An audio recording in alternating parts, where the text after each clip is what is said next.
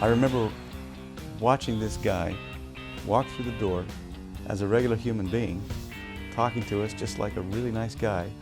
And the night before, he was a master on stage. He knew how to leave that persona on stage, that hysteria, whatever it is, that magic, and come off stage and just be a person.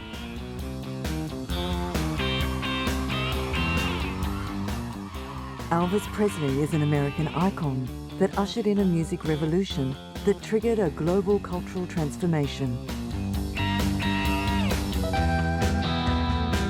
He became known as the King and controversially gave birth to rock and roll in an era of conservatism and conformity.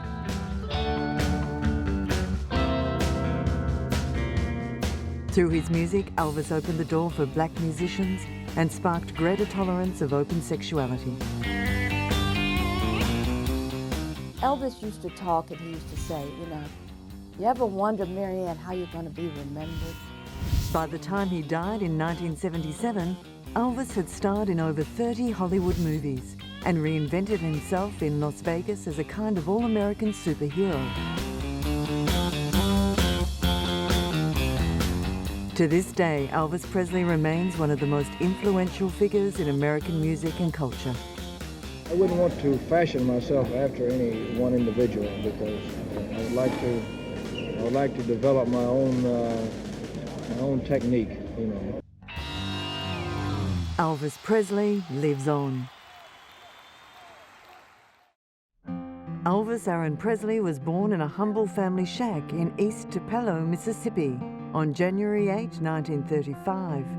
Sadly, his twin brother Jesse was stillborn, and his parents Vernon and Gladys were financially challenged and at times relied on welfare just to get by.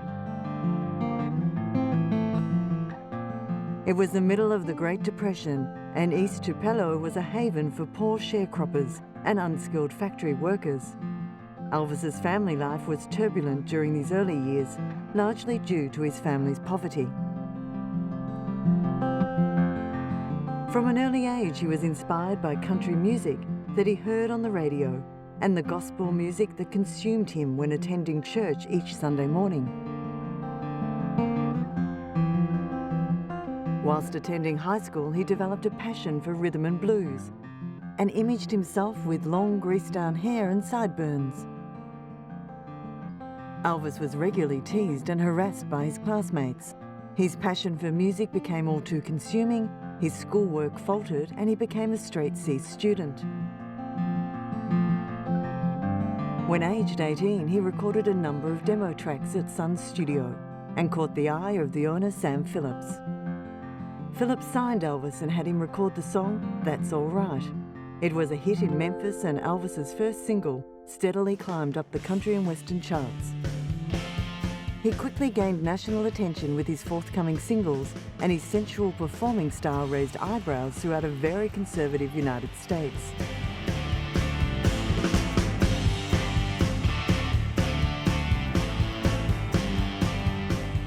His fans, mostly teenage girls, loved and idolized his revolutionary rock and roll music and performances.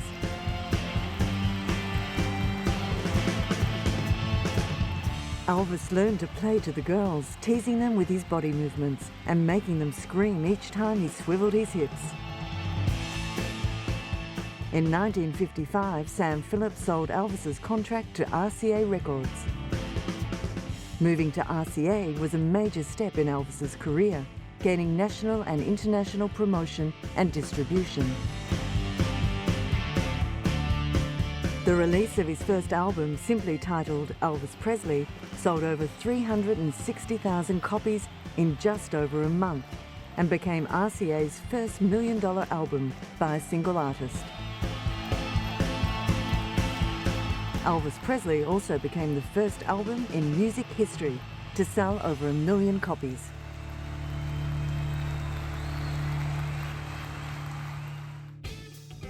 The following year, Elvis was seeking a bigger and more explosive sound. This resulted in the recording of what would be two of his signature tracks, Hound Dog and Don't Be Cruel.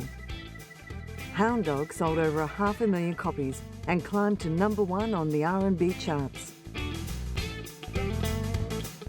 Don't Be Cruel became the biggest two-sided record hit in history.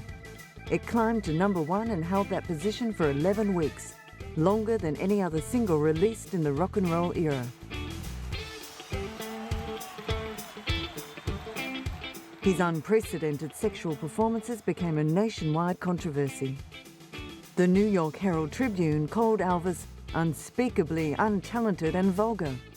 The criticism prompted parents and religious groups to condemn Elvis and rock and roll music by associating them both with juvenile delinquency. This was a time when even jazz musicians were considered risque. Many people see the world of jazz as one of hysterical teenagers and doped cigarettes. Is this the true picture?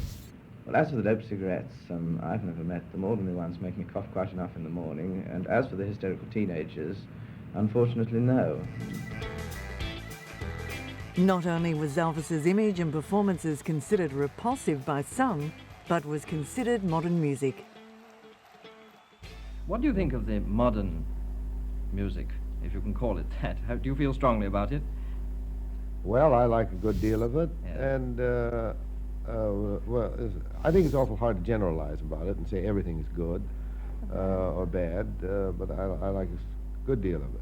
What about the out-and-out rock and roll? Do you like that? Well, I don't call that modern music.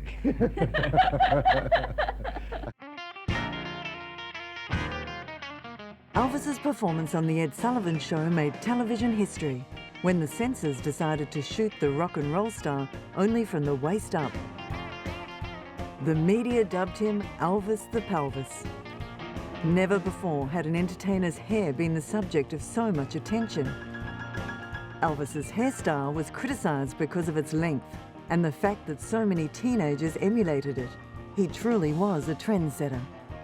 In a bid to transform his image to reach an even greater audience, he made his move into Hollywood movies. It was a masterstroke. A phenomenon recalling Marilyn Monroe's sensational debut in show business, Mr. Teenager is on his way to attaining a popularity unparalleled in theater history.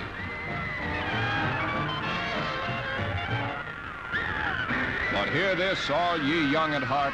The handsome king of rock and roll will soon be seen in his first picture, titled Love Me Tender.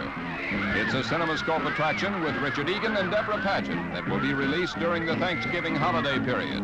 And in it, he proves to be as naturally talented as a dramatic actor as he is as a singing entertainer. Audiences enthusiastically received Presley, and the films were a great platform to promote his soundtrack albums. Jailhouse Rock may be Elvis's best film because of the way it captured the rebellious rock and roll attitude of the 1950s. The young rebel not only changed the course of popular music, but also gave a generation an identity and an attitude.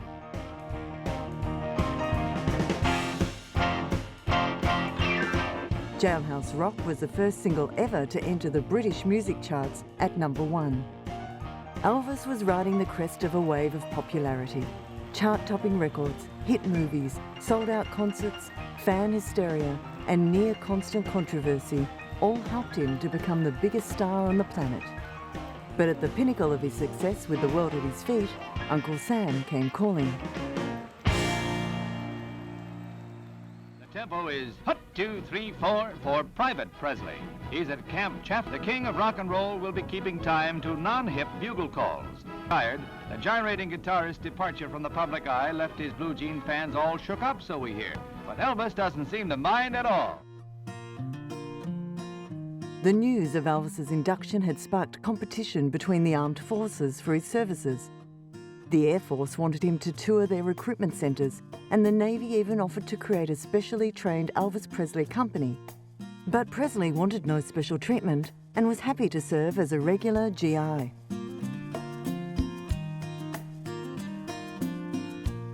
He was meant to report for his induction into the Army on January 20, 1958, the very same day he was scheduled to start filming King Creole. Paramount contacted the Memphis Draft Board requesting a deferment until the shooting of the film was complete.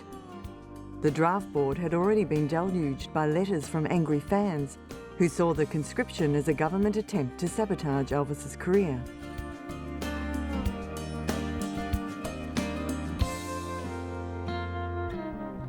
President Eisenhower even received letters regarding the Elvis Presley draft situation. In order to ebb the tide of criticism, the draft board agreed to grant Elvis a 60-day deferment. After completing the King Creole film, Elvis reported to the local draft board to begin his service in the United States Army. The enlistment process turned into a media circus. Dozens of reporters and photographers, as well as a film crew, were there to document the historic event. Flashbulbs popped constantly as Elvis went from station to station. He was asked questions, examined and tested. Pronounced fit, Private Elvis Presley, serial number US 533-10761, was understandably upset about leaving his distraught mother and father behind.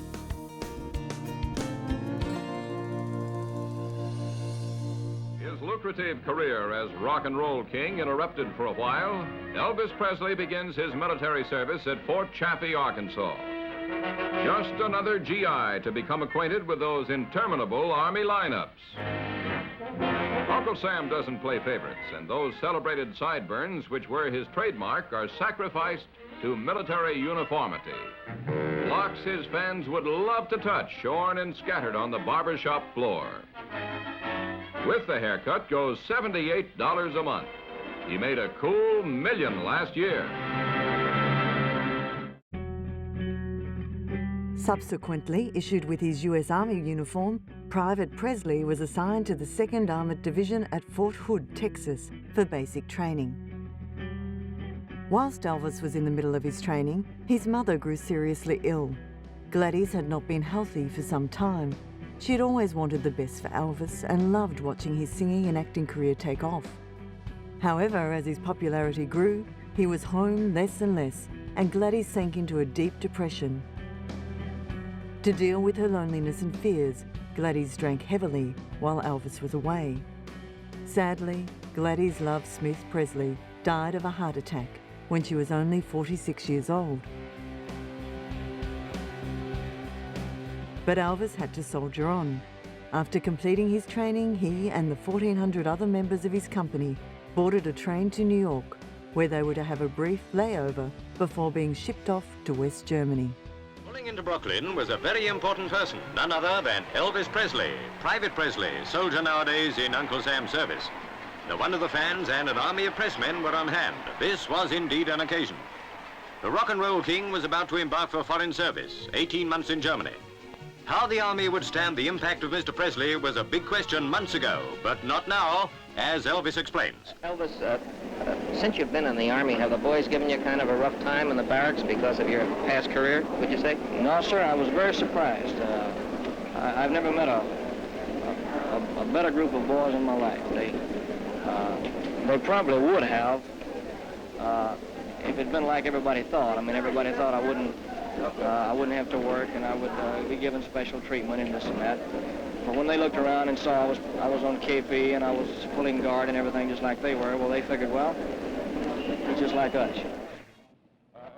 The conservative pressmen took their last opportunity to quiz the king of rock and roll about his music and its possible demise. Well, sir, rock and roll has been around for many years. It used to be called rhythm and blues. And as far back as I can remember, it's been very big, although in the last 5 years it's gotten much bigger. But I personally don't think it will ever die completely out. Because they're going to have to get something mighty good to take its place as far as the young people are concerned. What about cleaning it up or at least improving it morally and maybe taking the wiggle out of it? Well, sir, you take the wiggle out of it, it's finished. Have you had any incidents? Why is that? Well, rock and roll music, if you like it, and if you feel it, you can't help but move to it. That's what happens to me. I can't help it. I mean, I have to move around. I can't stand still. I've tried it, and I can't do it. Elvis was then asked to answer his many critics that claimed that he was a bad influence on his young fans. Yes, sir, I have. I don't see I've tried to figure out. I don't see how they could think that it would contribute to juvenile delinquency. Someone only singing and dancing. I don't see that, because if there's anything I've tried to do, I've tried to live a straight, clean life and not set any kind of a bad example. Elvis, but I will say this, yeah. excuse me, sir. I will say that there are people that are going to like you and people that don't like you, regardless of what business you're in or what you do. You cannot please everyone. Elvis then shipped out of the Brooklyn Navy Yards aboard the USS General Randall, bound for Bremerhaven, West Germany. On the eve of the departure, Elvis was promoted to private first class. Unbeknownst to Presley, he was nearly as popular in West Germany as in the United States. Nearly 2,000 screaming German fans greeted him when he docked in Bremerhaven.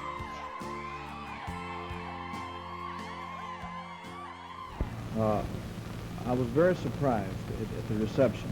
I wasn't expecting anything quite that big, and I only regret that I didn't have more time to stay there with them.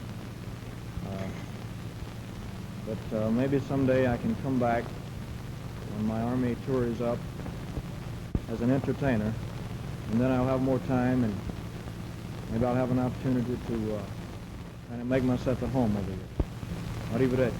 Oh, that's Italian. Elvis was assigned duty as a Jeep driver, the perfect assignment for a man who loved cars as much as he did. He was rewarded for his diligence by being promoted to corporal. Despite the public hype surrounding him, Elvis behaved just like any other soldier. He carried a gun and he pulled KP, and even did guard duty, which was not a wise assignment. Because Elvis was so famous in Europe, whenever he was exposed to the public, they appeared in droves. One night, a huge crowd gathered when Elvis was doing guard duty at a military entrance. He was standing as ordered, but was surrounded by hundreds and hundreds of fans. It practically took a platoon to rescue him. Elvis's Army MOS was as a tank gunner, which seemed to be a more appropriate assignment. Elvis loved guns, and these were big ones. But there was a problem. Because the guns were so loud, he began suffering from ringing ears and at times seemed to be deaf. Eventually, Elvis was taken out of the tanks. Elvis was permitted to live off base with his family during his tour in Germany. He rented a modest house where he lived with his father and grandmother. Regularly, he'd invite fellow soldiers over for jam sessions. One of Elvis's army buddies invited a young girl named Priscilla Bailu. It was love at first sight when Elvis met the girl that would one day be his wife. For Priscilla, dating Elvis Presley was a dream come true, but the romance came to an abrupt end only a few months after it began. Elvis's tour of duty was over. In the press, she became known as the girl he left behind. When questioned at a press conference back in the States, Elvis denied that any type of romance was going on between him and Priscilla. Well before he came home, America had already begun preparing for the return of Elvis Presley. Even though he had spent 2 years without making a record or a public appearance, Elvis still ruled the record charts. I understand that you want to become a dramatic actor, is that right? Well, so that's my big ambition now. It takes a lot of time, a lot of experience, but I hope I'll make it. I mean, that's what I want to do. And do you feel that you want to fashion yourself after Sinatra or perhaps James Dean? I wouldn't want to fashion myself after any one individual, because I would like to develop my own technique, you know. I mean, don't get me wrong. I mean, I admire, Mr. Sinatra. I think he's a great actor and all that. But I wouldn't want to pattern myself after any individual. All this means, of course, that some of your music will lose, perhaps. You'll be doing fewer records. No, sir, it doesn't mean that, because I wouldn't want to give up singing. I'm only saying that I would like to become a good actor, you know. He was coming home to the United States as an even bigger star than when he had left. When Elvis returned to the public spotlight in 1960, it was obvious that he had matured both physically and professionally. As time would tell, Elvis was a changed man when he emerged from the army. He surprised everyone by trading in the frenzied trappings of his rock and roll youth for a more mature image built on the good publicity from his tour of duty. Elvis, do you plan to make a picture about your experiences in the Army or about the Army at all? Well, my first picture is called GI Blues, oddly enough. And the story takes place in Germany, but it's not about my actual experiences. The success of his forthcoming movies and pop music albums were testament to the wide appeal of this new, more mellow-styled Elvis. Elvis was honourably discharged from active duty on March 5, 1960. He received his mustering out check of $109 US, and he could now return to the life and career he had left behind. Presley had now won the hearts and minds of his mainstream press and general public. When Elvis released his biggest hit ever, It's Now or Never, he received airplay on conservative radio stations that previously didn't play his records, thus exposing him to a wider adult audience.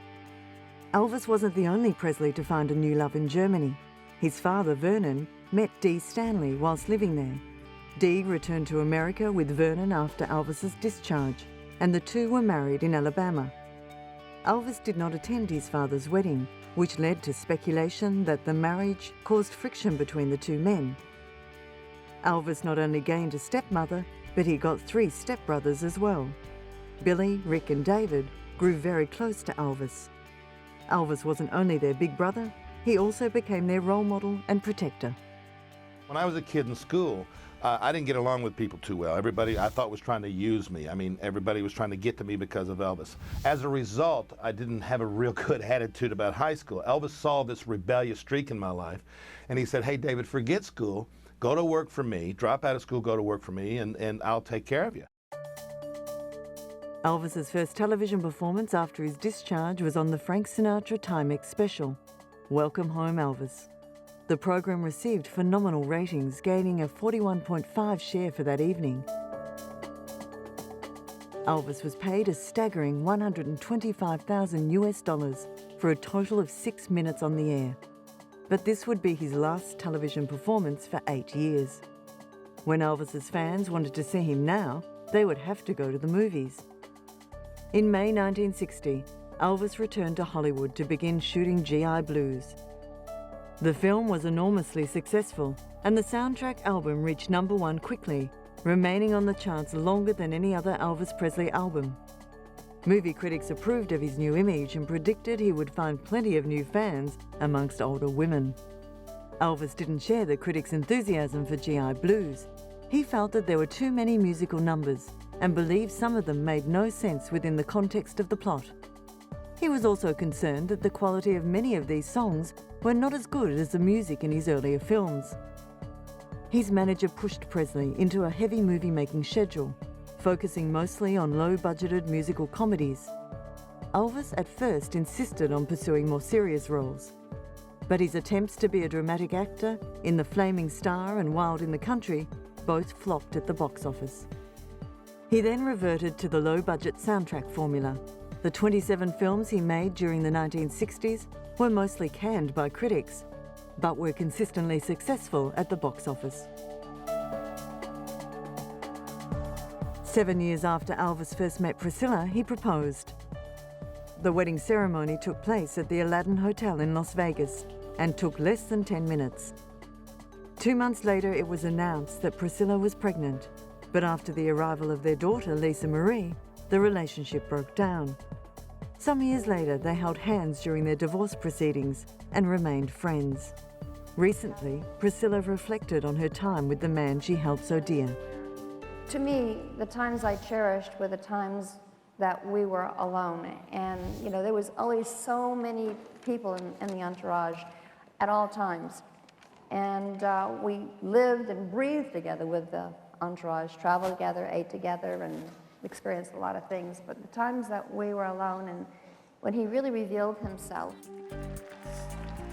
During his time in Hollywood, it was often rumoured that Elvis dated his co-stars, something that Marianne Mobley strongly denies.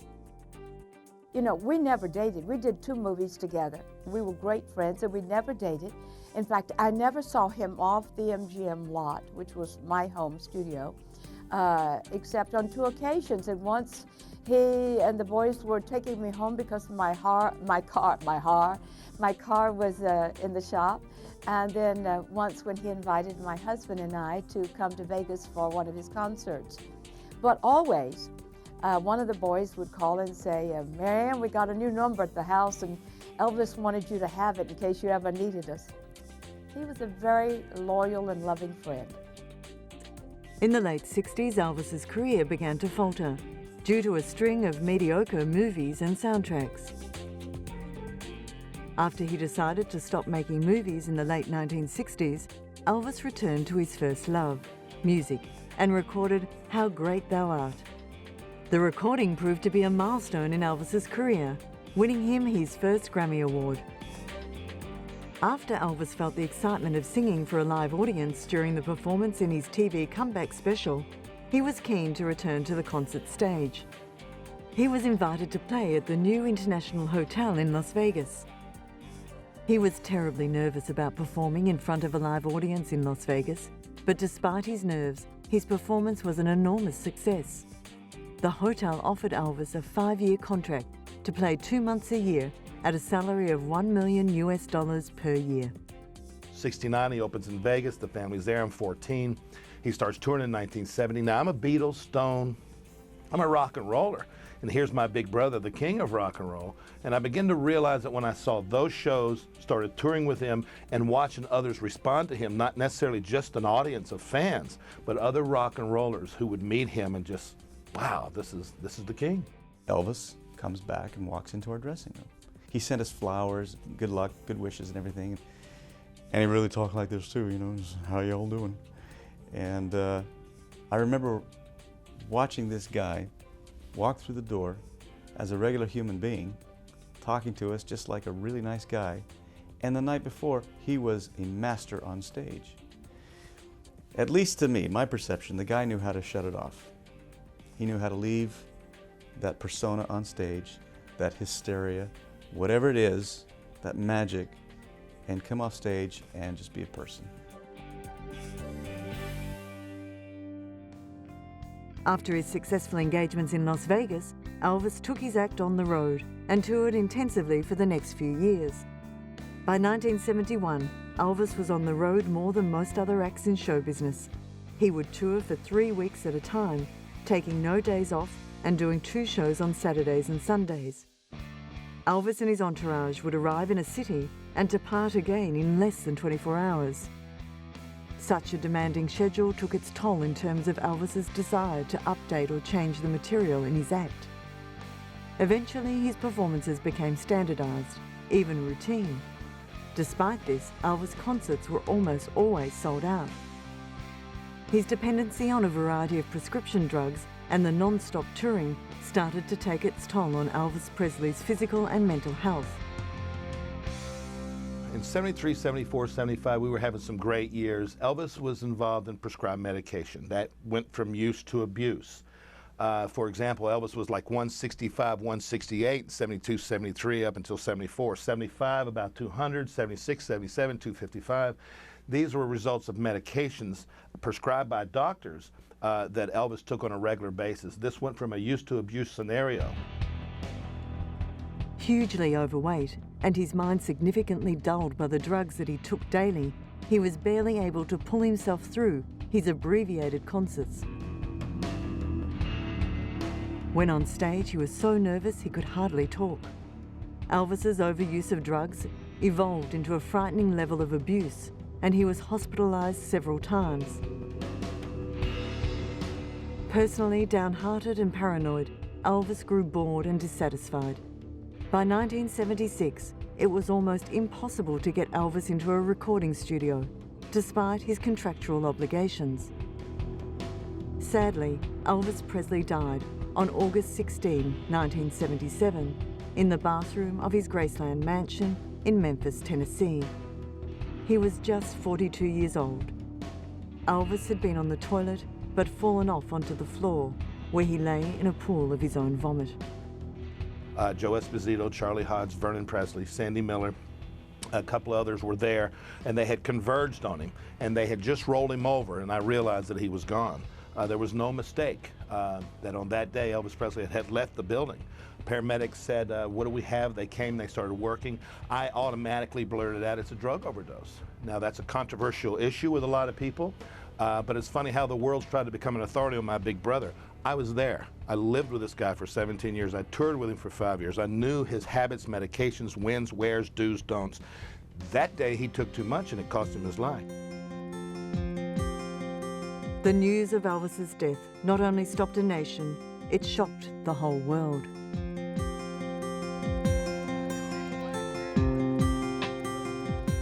Within an hour after Elvis's death, fans began to gather in front of Graceland.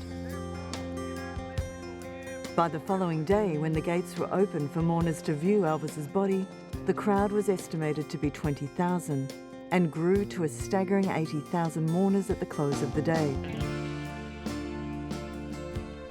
Much like the day that President Kennedy was assassinated, everyone remembers where and what they were doing when they first heard the news, Elvis is dead.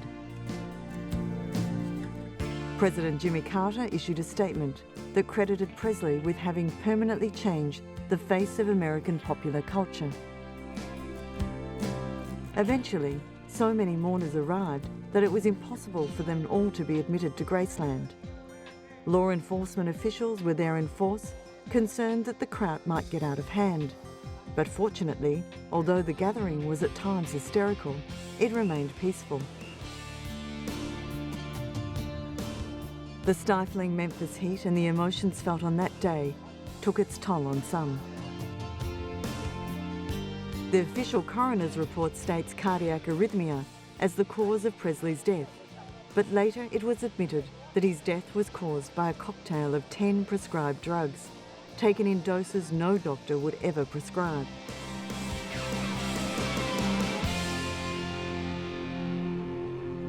I think people always sensed in Elvis this sense of kindness and love that he had.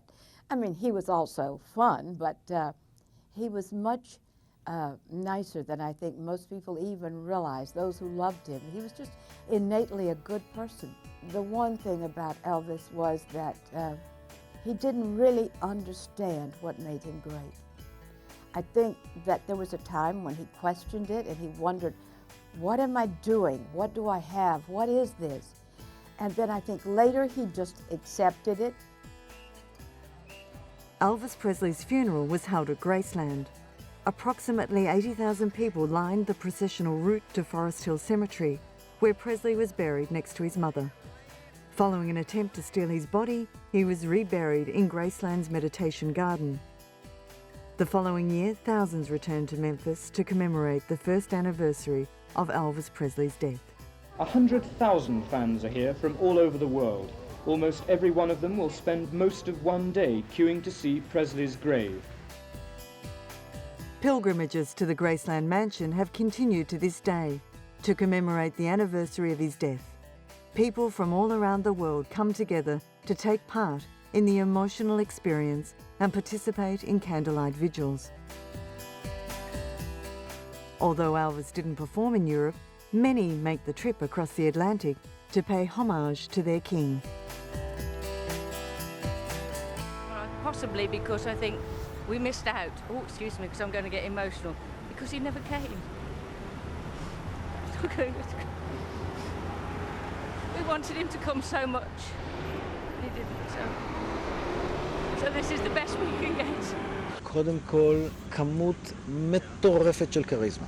האיש הזה, from his, מפה עד his toes, הוא 100% כריזמה מפוצצת. אנחנו שאלנו כל מיני אנשים, אם אלוויס היה חי היום והיה רץ לנשיא ארצות הברית, אנחנו בוחרים בו far out מכל אחד, כל קנדידט שעומד מולו היה הולך הביתה. The fans willing to make the journey to Memphis are not only Europeans. He truly touched the hearts of people in all corners of the world. I don't see Elvis as an American idol, you know. I think he is international because many people in my country, they don't speak English, but they love the song. I don't know why they don't understand the lyrics, but they love the songs. I think it's his voice and his feelings, you know. He was a soul singer. I think that's why. And we are all having a blast here. It means so much to us to be here. To me personally, my dream come true is to play a small part in carrying on Elvis's legacy of love. We love him so much, and this is my first time being here, and it just means so much to me. Well, I come from Australia, and I've been coming twice a year since '94, and just for the love of Elvis and the friendships we make here too. It's like a big family, and it's lovely coming back here to them all. It's very sort of safe and peaceful, and it's just near the graveside. It's really another world. It's I just love the feeling up there. Yes. It's just amazing, all the people out here and the devotion they have to him and all the candles lit, and just, it's just fabulous. It's fabulous. Everybody needs to do it once.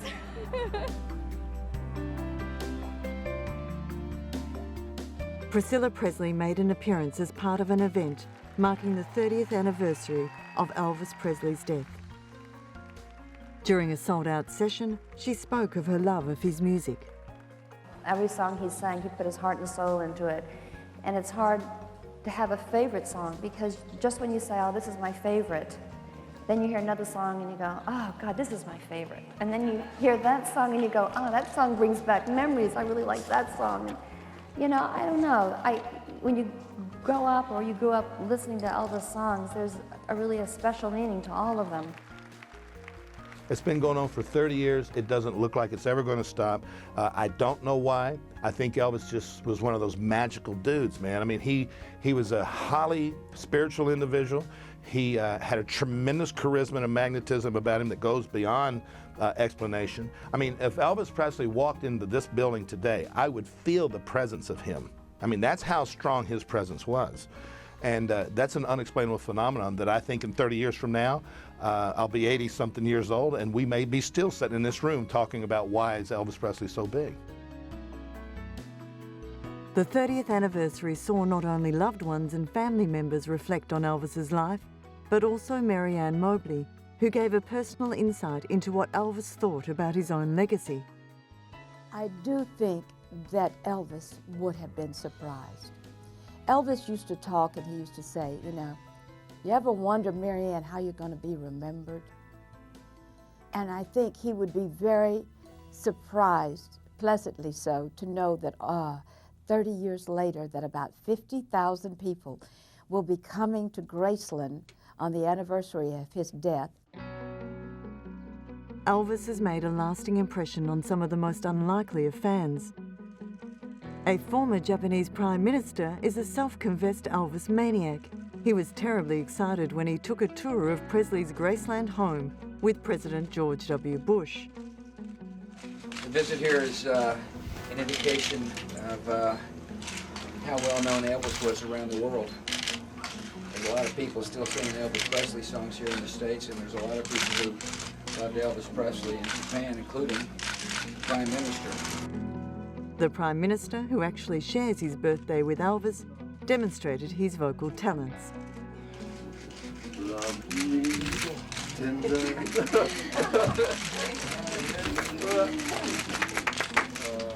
Wise man say, We did karaoke. I thought you were going to do blue suede shoes. Elvis's daughter Lisa Marie and Priscilla clearly enjoyed the antics of Kozumi during their private tour. Lisa Marie has been actively keeping the Presley music tradition going. In 2003, she released her first solo album titled To Whom It May Concern. The album received positive feedback from her peers in the industry. Puff Daddy called me out of nowhere one day and was like, saw the video and was saying just from one artist to another, I think it's amazing, and you know, you have your own thing going on and it's great. Who else? I don't know, a few others. Elton John sent me flowers, which I was very happy about. That was very sweet, saying he liked the record. Riley Keough, Elvis's granddaughter, has also kept the show business tradition alive in the family. When aged just 14, she made her catwalk debut for Dolce & Gabbana at 2 fashion shows in Milan. Before, it was really scary and I was shaking. But then when you get out, it's really fun and I like doing it. Despite her nerves, she impressed 2 of the biggest names in the fashion world. No, era tranquilla, allora per DNG era nervosa perché era la prima volta, poi ha fatto la prima uscita, fatto.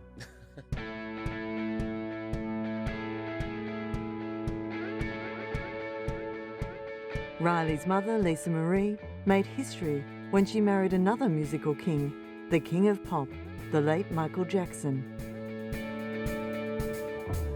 It's been said that imitation is the greatest form of flattery.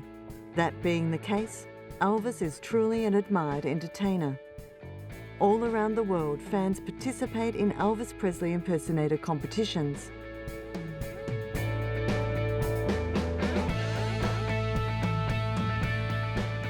Israeli Elvis impersonators regularly gather at a petrol station known as the Elvis Inn near Jerusalem. The crowd in Israel love his song. There's a lot of, we have a lot of styles, you know, the rhythm and blues and the gospel, and I think his great-grandmother was a Jewish. That's why I heard. Few celebrate Elvis quite like the Japanese. Young and old, male or female. Like the Japanese passion for karaoke, it seems everyone likes to take centre stage when wearing an Elvis costume.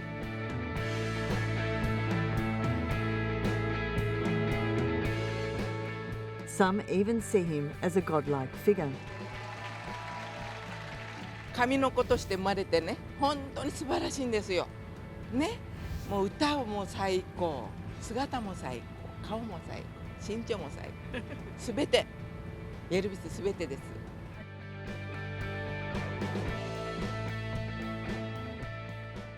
The Elvis craze has even hit the shores of Goa in India.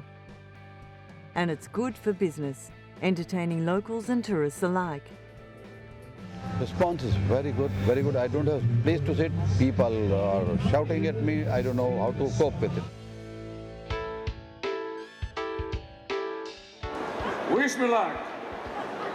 This is the most greatest thing that ever happened to me. Filipino Walter Perez is just one of many die-hard Elvis fans that put it all on the line in the hope of winning a trip to Graceland. As to whether he likes it or not, he's the king of rock and roll, he's the king of ballad, he's the king of the music, he is a soldier. Walter Perez! Kuala Lumpur played host to the Malaysian leg of the same competition and enlisted a professional Elvis impersonator as chief judge of the auditions.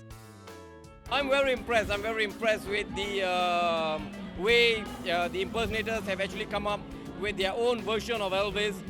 You see, as you can see, everybody remembers Elvis in different way, and today they've come to show it their way. 50 Elvis Presley lookalikes took to the streets of central London to celebrate what they believe to be the 50th anniversary of the birth of rock and roll. This is the 50th anniversary of Elvis's first song. But it's not just the 50th anniversary of Elvis's first song, it's the 50th anniversary of rock and roll. The defining moment in history is when Elvis went into that recording studio in Sun and sang That's All Right. For me, for Elvis, it's the crossover appeal, the fact that he can cross over to all races and colour, which is to have that kind of talent is extraordinary as well.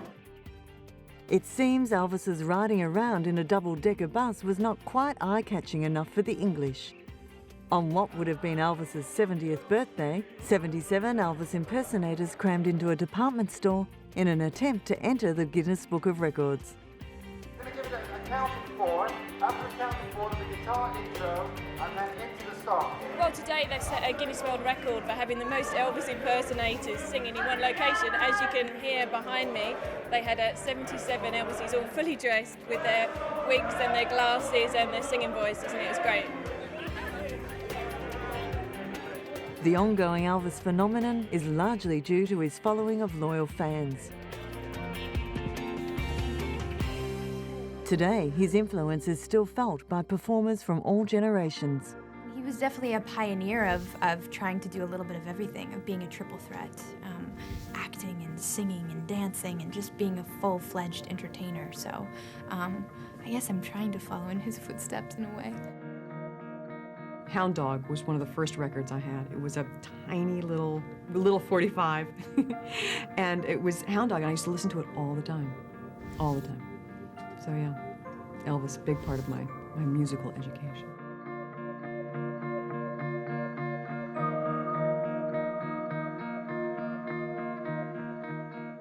Yeah, I think he just had amazing charisma, really, and a great performance, and you know, people recognized that and could feel his passion in what he did.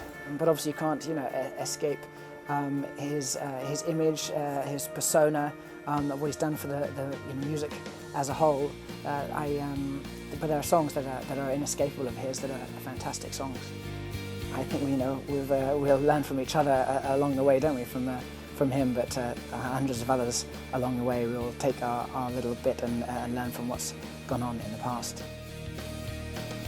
The king of rock and roll had humble roots in the American South, but from them went on to embody the American dream, becoming nothing less than the most popular entertainer the world has ever seen. He gave the world a revolutionary musical style. He broke down barriers and continues to inspire millions to this day. John Lennon once said, "Before Elvis, there was nothing." The legacy of Elvis Presley lives on.